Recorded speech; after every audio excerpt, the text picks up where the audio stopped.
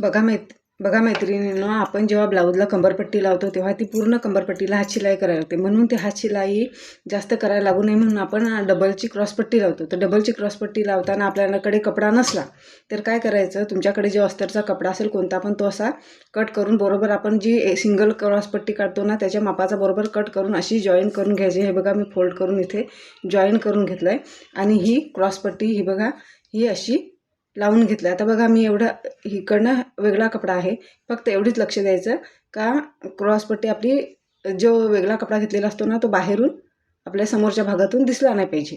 तर मैत्रिणींनो, माझ्याकडे हा बघा सेम टू सेम आहे कपडा, अस्तरचा तुकडा, पण मी तुम्हाला समजावं म्हणून हा वेगळा कपडा घेतला आहे. तर तुम्ही पण असा वेगळा कपडा घेतला तरी चालेल, फक्त एवढी दक्षता घ्यायची का हा कपडा जो हा आपण वेगळा कलरचा कपडा घेतो ना तो बाहेरच्या दिशेने दिसला नाही पाहिजे. तर मैत्रिणींनो, व्हिडिओ आवडला असेल तर लाईक करा, सबस्क्राईब करा आणि कमेंट करा.